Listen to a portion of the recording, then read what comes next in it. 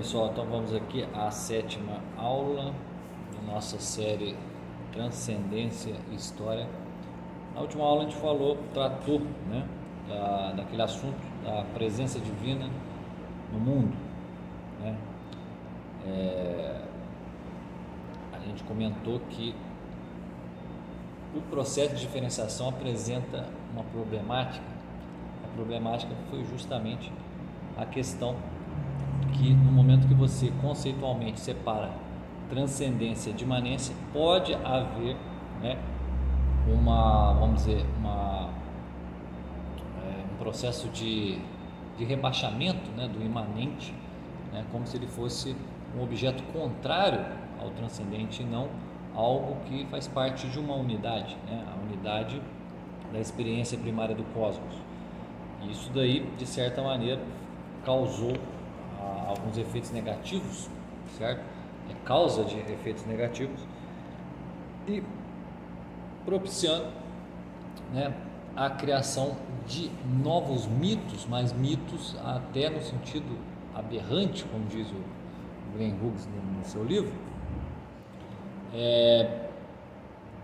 nos afastando da ideia de que, né, a experiência primária do cosmos, ela também é algo natural, é algo benéfico à consciência humana, certo? Então, a integração entre esses dois planos ou essas duas áreas de significado, né, o transcendente e o imanente, são só separados conceitualmente e não, vamos dizer, na realidade, certo? Eles são distinguidos, mas eles não são separáveis, certo? Então, acabou por acarretar nessa problemática, né? A problemática dessa percepção divina no mundo, da forma como a presença divina se apresenta à consciência do homem. E isso daí gerou certas reações. Uma delas que a gente comentou foi o neopaganismo, né? Ao retorno, vamos dizer, de uma concepção onde, de repente, através de um panteísmo ou uma adoração ao próprio imanente, tenta-se equilibrar, né, o desencantamento do mundo.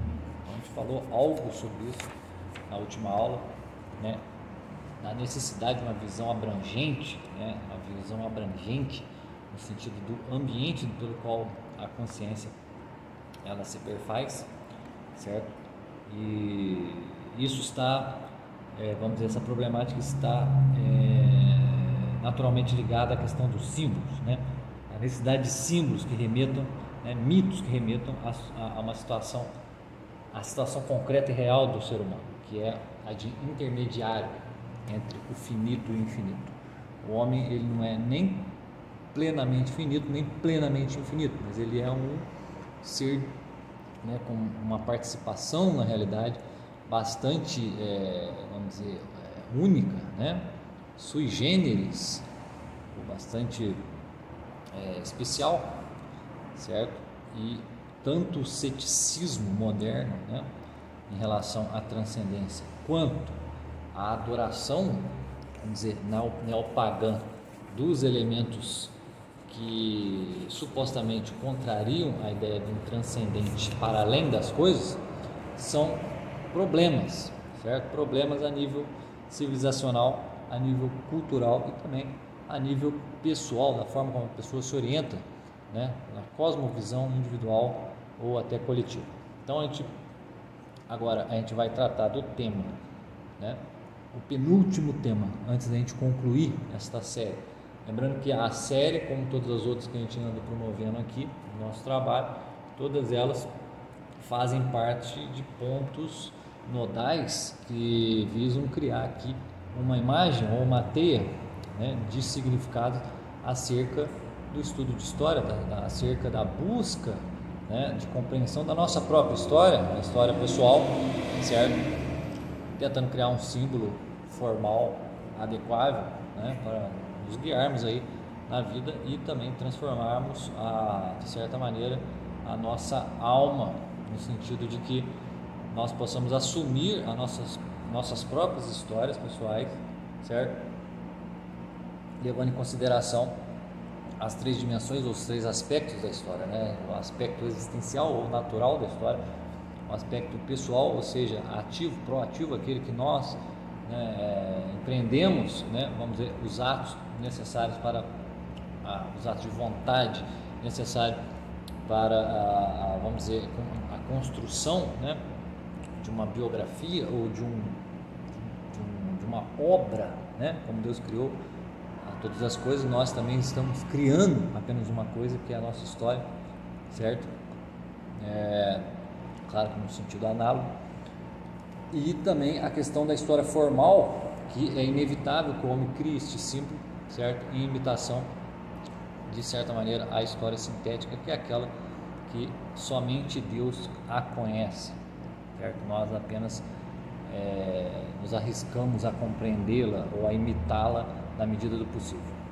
Então, o problema da presença divina na consciência humana, né, é um problema que, de certa maneira, alguns filósofos tentaram, né, se debruçar aí ao longo dos últimos séculos. Houveram algumas tentativas de restauração, principalmente levando em consideração alguns filósofos, aí, como a gente já comentou, Eric Wegener, né, Bernard Lonergan, também Karl Jaspers, de certa maneira, Max Scheler, Emmanuel Levinas, etc. Alguns que são citados no próprio livro do Glenn Hughes, certo? Mas as antropologias imanentistas ainda continuam predominando, né, no cenário cultural e social de maneira geral, porque elas estão firmemente associadas e arraigadas ao processo civilizacional, certo? Então, as conquistas do mundo civilizacional, tecnológico, científico, etc., eles continuam pesando, né, sobre a construção dessas teorias antropológicas, certo? E todas elas de cunho imanentista ou de forte teor imanentista, certo? Com uma atração imanentista muito poderosa, certo? E porque existem aí valores do tipo iluminista, né? Os valores, tais valores esclarecidos. Então, nossa sociedade, né, o tecido social, no sentido psíquico, ele já está impregnado da ideia do progresso e também está impregnado pelos valores, pela moral iluminista, certo? Isso é um fato, é uma coisa que se misturou e, de certa maneira, pauta a nossa sociedade, o sistema de ensino, a maneira como as artes são desenvolvidas, a maneira como a ciência se tornou quase que uma instituição de nível até de valor transcendental para a pessoa comum nos tempos de hoje. Então, as antropologias modernas, né, o modo como a gente enxerga o homem na modernidade, acabam por fazer um esforço, uma força, pender por um lado, que transforma a experiência elementar da consciência, né, ou seja, a experiência do cosmos, unida à ideia da diferenciação entre imanência e transcendência, a esfera conceitual, né, acaba por ser eclipsada pela presença dessas antropologias modernas. O sujeito ele pode não ser um literário, não pode ser um intelectual, ou uma pessoa de cultura, vamos dizer, muito eloquente, mas o tecido social, né, o programa social de pensamento, ele traz em si todas essas estruturas, né, subentendidas. Então, né, claro, existem razões para isso. A questão da resistência ao mistério, que essas antropologias imanentistas e o progresso civilizacional, os valores iluministas acabam por causar, né, na mente humana, né, uma resistência ao mistério. A gente tem que saber as coisas a todo custo, mesmo que a explicação que nos seja dada seja uma explicação provisória, como a ciência faz, né? Então, acreditava-se que Newton estava certo em todas as suas elucubrações teóricas. Depois nós descobrimos que não, Newton estava errado nisso, naquilo, mas não importa, porque todo o nosso conhecimento ele é sempre provisório e relativo. Então, nós não podemos lidar por muito tempo com o mistério. Nós temos que ter pelo menos uma solução satisfatória para o agora, certo? Então, isso causa um impacto na imaginação, né? Um impacto justamente na imaginação do homem que provém dessa visão da ciência, certo?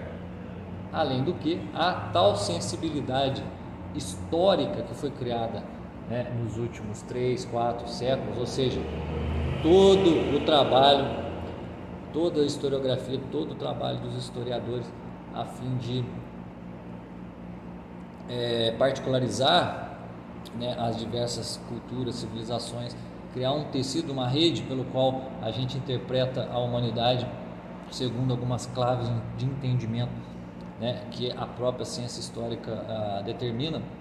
Tudo isso daí são razões, né, que criam a possibilidade desse eclipse da experiência alimentar da consciência em relação ao cosmos, a unidade do cosmos, como a gente falou na outra aula, mas também a seu desenvolvimento natural, que é a diferenciação conceitual, né, entre imanência e transcendência, certo? Então a confusão espiritual, a confusão filosófica, né, que existe no nosso tempo, ou, né, da época moderna até a época contemporânea, né, o pós-modernismo e tudo mais, deriva, né, de certa maneira, da influência do processo de diferenciação, certo? Sem esse processo de diferenciação, dificilmente nós teríamos uma ciência como nós temos hoje, uma filosofia como nós temos hoje, né? Os valores esclarecidos, o progresso civilizacional como nós temos hoje, certo? Então, se o problema está também na diferenciação, né, com o impacto da diferenciação, ele trouxe, vamos dizer, abriu-se a possibilidade de que a imanência não só fosse destacada, mas, vamos dizer, eclipsada, né, da sua função real, que é de ser símbolo ou matriz de símbolos para aquela estrutura chamada transcendental que há nela e a dirige, a controla e a sustenta. Então, de certa maneira, o homem cosmológico ele estava mais integrado na realidade do que o homem moderno. Porque o homem cosmológico ele via essas duas coisas misturadas, ele não tinha conceitualmente as duas coisas distintas, certo? Então ele não tinha perdido nenhuma das duas. Nós, porém, através do processo de diferenciação, ganhamos alguma coisa, porém abrimos a porta para uma série de enganos. Um desses enganos é a questão da imanência se tornar algo absolutamente profano, né? Aquela questão do gnosticismo, da consciência apocalíptica, né? E da história genética, que a gente já comentou nas outras aulas, mas também o processo pelo qual o imanente se torna a única realidade, certo? Então, só através de uma compreensão adequada da diferenciação, um retorno, né, vamos dizer, a visão ou a compreensão saudável dessa conceituação de transcendência e imanência, pode corrigir esse erro grave que a própria diferenciação abriu brecha para acontecer. Então, tem que haver uma integração disto que foi diferenciado, certo? A gente não pode apenas diferenciar e tomar partido, né, de um lado ou de outro, do transcendente ou do imanente. Não, temos que integrar essas duas visões, como, né, o homem cosmológico tinha integrado na sua consciência, porém de forma indistinta, certo? Então, nós temos que ver como o processo de diferenciação, né, é também uma via pelo qual a presença divina se faz presente na consciência humana. Então, o processo de diferenciação, que é um processo cuja emergência das distinções, né, são como que atualizações de uma potencialidade, certo? Então, temos a potencialidade de distinguir dois planos que estão na experiência da consciência unificados, na realidade unificados. Então, nós temos que, vamos dizer, nós temos a potencialidade de perceber essas duas coisas na consciência como uma experiência de salto no ser, né? E isso deve acontecer na consciência, né? Mas na consciência enquanto um todo permanente e constante, ou seja, na consciência, não na consciência isolada, mas na consciência participativa. Então a consciência ela tem que se perceber não como algo absolutamente autônomo, mas algo que é parte de um todo compreensivo, de uma realidade compreensiva, permanente e constante. Então, esta realidade compreensiva só é permanente e constante na consciência que percebe que é participativa e não isolada. Então, este caráter de constância na consciência dentro da realidade, né, é o seu modo distinto de participação. Só o homem participa da realidade desta forma, certo? Os animais não, os minerais não, os vegetais não. Então, o homem é esse modo distinto de participação. A sua consciência é um modo distinto de participação, e é um modo distinto de uma participação como que iluminada, né? É um foco, né? Um locus onde a realidade se torna consciente de si.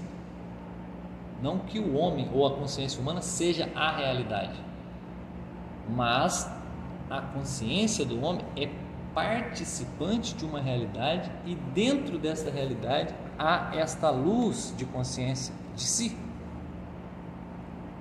certo? Então, a consciência, ela é chamada por Eric Wegelin e por esses filósofos como uma constante de tensão participativa, certo? A consciência não é uma coisa, mas é uma participação dentro de uma coisa que tem caráter transcendente, infinito, e outra que tem caráter imanente e finito. Então, o homem não se define por ser transcendente ou por ser imanente, ele se define por estar entre essas duas coisas, numa participação que envolve uma consciência iluminada, certo? E essa consciência, essa constante de tensão participativa, ela é constante na medida em que, ela percebe, né, que existe uma base de significado, ou seja, que ela não é causa de si mesma. Essa é uma das constantes, vamos dizer, da atenção participativa. A atenção participativa implica a ideia ou a noção de que nós não somos causa de nós mesmos. Existe uma base de significado, uma estrutura real que nos sustenta, certo? E isto nos mostra a segunda constante, que é a participação. Nós não estamos, na realidade, como algo isolado, mas como algo participante, algo que partilha e é partilhado, certo? E é por este motivo que nós buscamos compreender o sentido, o significado desta nossa participação, que é a terceira constante, ou seja, a existência de um objeto de busca que é um significado, um sentido consciente, uma experiência da consciência. Então, nós temos a base, nós temos um modo participativo, nós temos o significado como objeto de busca, e nós temos, para isso tudo, a consistência permanente da experiência do cosmos, a ordem do cosmos. Sem essas quatro constantes, a consciência não é tensão participativa. A consciência não existe, pois ela não é uma coisa, como o nosso corpo é uma coisa, mas também ela não é um nada. Ela é um entre, ela é uma metáxia, ela é um processo. Então, só com base nessas constantes, né, a base do significado, a base do transcendente, o nosso modo de participação, o significado como objeto de busca, o cosmos como um dado presente de consciência, só com base nessa constante, a diferenciação entre transcendência e imanência faz algum sentido, certo? Porque é nela que vai se dar a bifurcação, né? O Y, né, entre transcendência e imanência, que é uma distinção conceitual, né, de áreas de sentido, áreas de significado. E isso ocorre na consciência, isso não ocorre lá fora, na realidade, vamos dizer assim. né? Só a descoberta da transcendência nesse sentido não implica em nenhuma mudança, num centímetro no cosmos, mas uma mudança da consciência, que tem como resultado, né, claro, um abalo profundo na concepção da estrutura básica da realidade, né, elevando inclusive a nossa autocompreensão, dando uma estatura de conhecimento explícito, né? Antes estava implícito no homem cosmológico que a transcendência fazia parte de todas as coisas perceptíveis da experiência primária do cosmos. Agora se tornou explícito a nosso conhecimento, através dessa autocompreensão, da participação no mistério desse transcendente que está misturado, mas se destaca em nós, nesse processo da consciência, nesse processo do conhecimento e também nesse processo da vontade em amar este mistério, certo? Então, essa mudança profunda de concepção, né, que nos mostra mais claramente o modo de participação nosso no transcendente, né, nos indica que o significado só está na nossa consciência, que a consciência descobre também que não é nem infinita nem infinita, ela é esse entre, essa metáxia, e que esta descoberta é o caminho natural da nossa busca, certo? Que é aprimorada pela fé, só pode ser aprimorada pela fé, porque a fé é aquele elemento que nos torna humildes para compreender, né, que a nossa razão não é a criadora ou a geradora de todo esse conhecimento, mas que isso transcende ela própria, que há algo que tem sentido para além da nossa razão, que atrai nossa razão, inclusive a nossa vontade. Afinal de contas, né, o que vai nos mover a essa busca, né, também é um apelo afetivo, certo? Então, tendo essa breve descrição aí do que é a diferenciação, nós temos que também compreender que a diferenciação não é apenas um processo da consciência cujo os domínios do transcendente e do imanente, em termos de conceitualização, né, se resume a essa diferenciação, que é a principal, né, a primeira, né?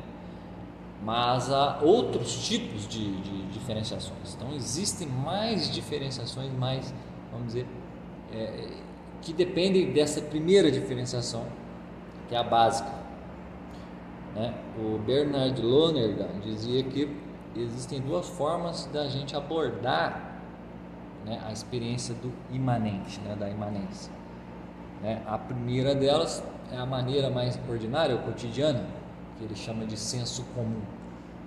Então, a nossa forma de nos relacionar com as pessoas, as nossas, vamos dizer, inclinações pessoais a determinado tipo de vida ou profissão, nossas decisões, toda a nossa construção, né, vamos dizer, social, no sentido de como a gente se relaciona com as pessoas e com as coisas, né, na nossa vida trivial, na nossa vida comum, certo?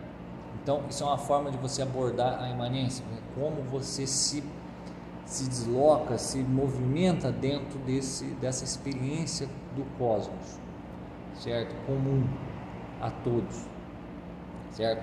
E a segunda forma é o que ele chama de ciência ou teoria, né? No sentido grego, né? Que é quando uma explicação sistemática sobre todos esses processos, né, que o senso comum capta e se orienta, surge, né, no indivíduo.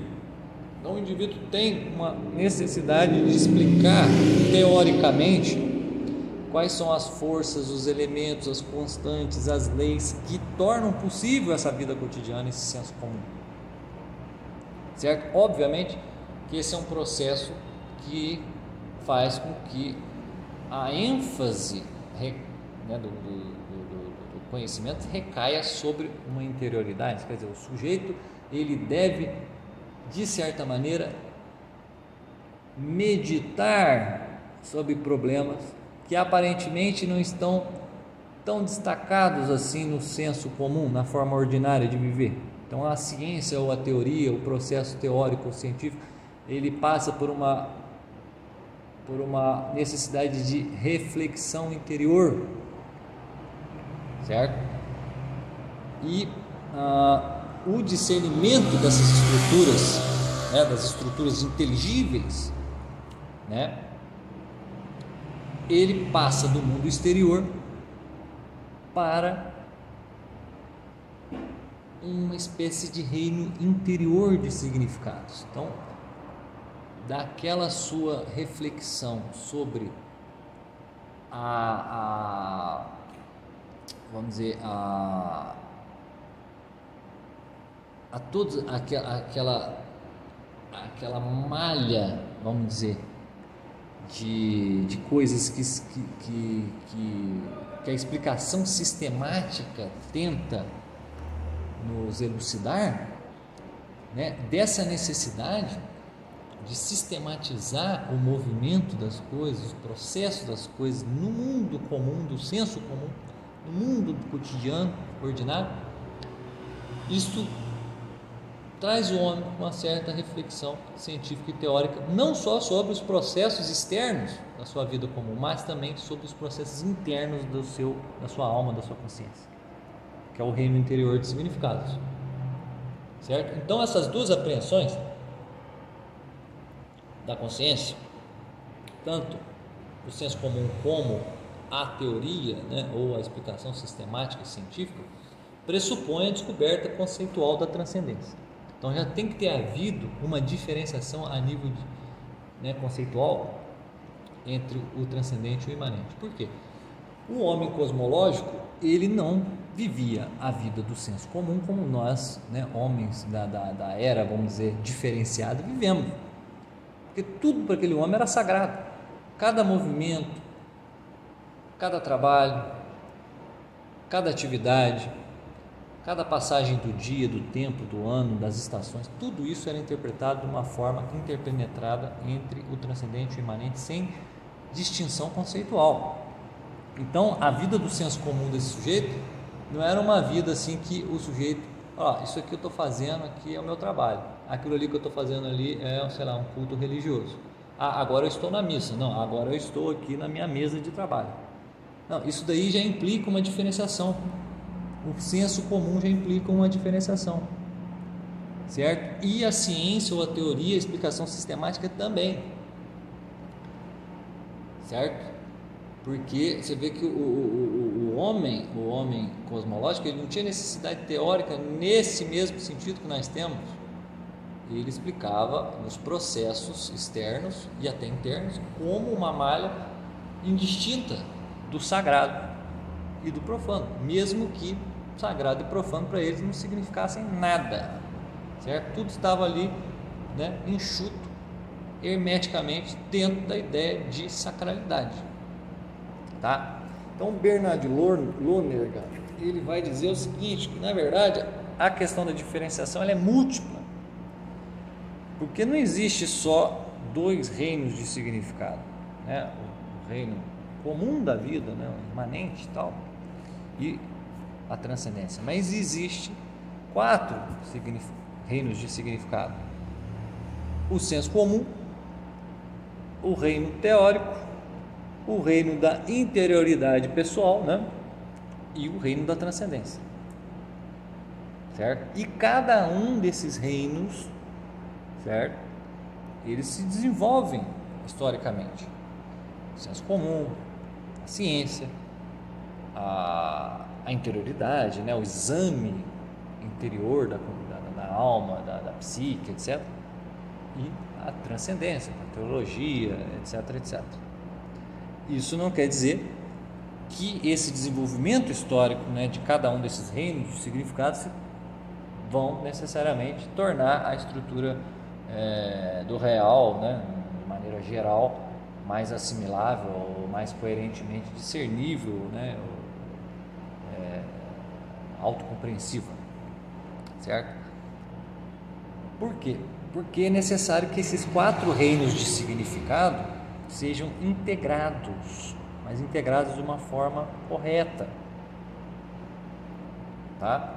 Então, em primeiro lugar, tem que haver o processo de diferenciação entre o reino 1, ou seja, o reino do senso comum, e que é o reino da pura e simples existência imanente, né, das relações que você tem com o mundo, e aquilo que interpenetra esse mundo e sustenta, que é o elemento transcendental ou infinito, para justamente existir a distinção, a diferenciação no reino número 2 e número 3, ou seja, o reino da ciência e o reino da interioridade, certo? Então, de certa maneira, nós estamos numa situação que individualmente nós temos que nos esforçar para alcançar o estágio, vamos dizer, histórico de consciência diferenciada que nós habitamos, né? E tentar delinear, esquadrinhar mais ou menos a gama de problemas que envolvem essa penetração, assim, esse estágio que a gente vive agora, né? Onde nós estamos, que tempo, que época nós estamos, né? Dentro desse estágio histórico aí da diferenciação da consciência. Então, nós temos que fazer um esforço, porque nós já vivemos num mundo, numa época, num período, numa sociedade, numa cultura onde os reinos do significado eles estão operantes, certo?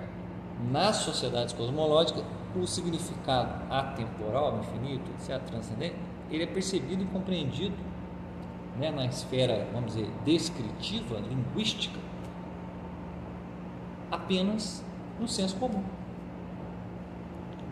Então, dentro da vida comum, dentro do senso comum, o transcendente está ali embrenhado. Os dois não estão separados, certo? Eles começam a ser separados quando há o processo de diferenciação nesses dois reinos, né? O reino da imanência total e da transcendência total, né? Aí vai começar, vamos dizer, a produção de símbolos que vieram, né, inclusive da própria linguagem cotidiana ou da linguagem do senso comum, né? Por exemplo, lá na China, o Tao, né, a palavra Tao significava caminho, né? Então, o sujeito na vida comum, no senso comum, perguntava para o outro. Um chinês perguntou: para onde eu chego em tal lugar? Ah, você vai por esse tal aqui, ó, por esse caminho aqui, por essa estrada aqui, ó, tá vendo? Aí de repente há o processo de diferenciação naquela cultura e, por analogia, eles usam a mesma palavra que significa na vida ordinária, trajeto, caminho, via, para simbolizar aquele elemento transcendente que foi percebido pela consciência. Mesma coisa Deus, né? Derivou, obviamente, do uso da palavra deuses aí nas culturas pagãs, certo? Então começa a produção de símbolos de linguagem, símbolos descritivos, a partir do momento dessa diferenciação, mas símbolos que ainda, né, estão, vamos dizer, símbolos de analogia, símbolos análogos, que são símbolos utilizados aí na existência do senso comum, né, dentro do limite do senso comum. Então, quando há esse processo de diferenciação, abre-se a possibilidade, por exemplo, de descoberta de novos reinos de significado teórico, interior, etc. Como a gente falou, dos 4 reinos. Então, quando os domínios, né, vamos dizer, desses reinos, né, no reino da ciência, da descoberta, das teorias científicas, etc., etc., e também das constantes psicológicas, interiores, da consciência, etc., etc., quando isso começa a enriquecer, né, só vem depois da diferenciação entre transcendente e imanente, eles também começam a oferecer obstáculos. Eles não só ajudam, mas também criam as suas dificuldades próprias, né, a compreensão e simbolização do próprio transcendente, né? Então você vê que filosofias como a de Kant, de Descartes e tudo mais, eles são filosofias que dão uma ênfase no reino do significado interior, né? Não é à toa que Kant acha que o homem é uma unidade ali, como uma ilha separada de tudo, né? Sem acesso nenhum àquilo que está para além, né? O além é só um fantasma na cabeça do ser humano. E o Descartes, com aquela sua dicotomia entre res recogitante, sei lá, e né, coisa pensante, coisa corpórea. Você vê que já, opa, o que é o transcendente? Não, o transcendente é alguma coisa que faz parte aqui desse processo interior. E a ciência, o que ela diz? A transcendência é alguma coisa que a gente ainda não conseguiu explicar aqui dentro da nossa teoria, né? E o cara do senso comum? O cara do senso comum às vezes fala assim, não, Deus está aqui, ó, eu lavando prato, eu trabalhando, certo? Não está lá além. Então, à medida que esses reinos de significado, principalmente o teórico e o interior, né, vamos chamar de interior, ou da interioridade psicológica, né? Quando eles começam a evoluir historicamente, eles começam a trazer problemas também. Ou no sentido de que um deles vai prevalecer sobre os outros, ou no sentido de que eles vão se misturar descritivamente, né? Então, a unidade da consciência integrada, vamos dizer assim, aquela que leva em consideração todos esses reinos, né, de diferenciação, todas essas múltiplas diferenciações, ela necessariamente reconhece a sua capacidade de descobrir significado em diferentes maneiras, em diferentes modos. Descubra o significado no senso comum, na ciência, na vida interior e no reino do transcendente. Mas isso é muito raro de acontecer. O normal é que as diferenciações sejam incompletas ou desequilibradas, ainda mais em tempos como o nosso, onde a teoria e a interioridade acabaram ganhando espaço maior do que o próprio senso comum e a transcendência, regem essas duas coisas. Então, as interpretações errôneas, né, vão resultar dessa incapacidade da consciência moderna, por exemplo, em apreciar e relacionar consequentemente os vários reinos de significado. Então há uma bagunça geral, vamos dizer, nas diferenciações do significado. Ou um deles prevalece sobre os outros, se torna senhor dos outros, e não importa qual deles seja, pode ser a transcendência, a teoria, a interioridade, não importa, sempre vai dar merda. Ou quando eles se misturam descritivamente, ou seja, quando eles passam a ser, vamos dizer, confundidos pela consciência comum, pela consciência científica, pela consciência da interioridade ou pela consciência da transcendência.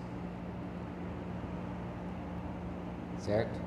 Então, o processo de integração que é necessário para que, vamos dizer, seja criada uma antropologia, uma filosofia adequada às nossas necessidades vitais, humanas, sociais, culturais de nossa época, passa pela integração da consciência na relação, na distinção, na apreciação desses reinos de significado,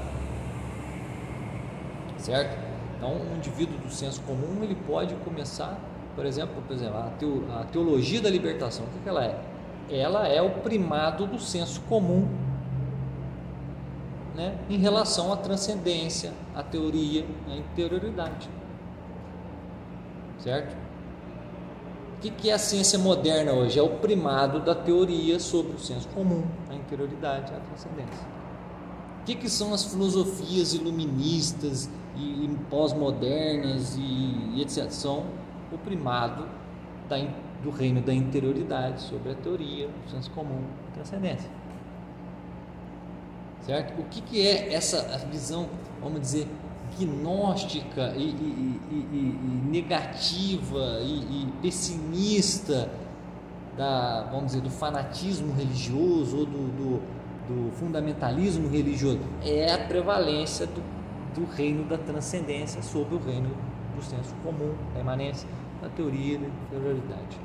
Então são reinos distintos, são diferenciações, são distinções, mas elas se agregam, elas se compõem e elas devem ser integradas conforme, né, a natureza própria de cada uma delas. Essa é a grande dificuldade do nosso tempo. E este é o problema, vamos dizer, da presença divina na consciência humana. Então, o significado, né,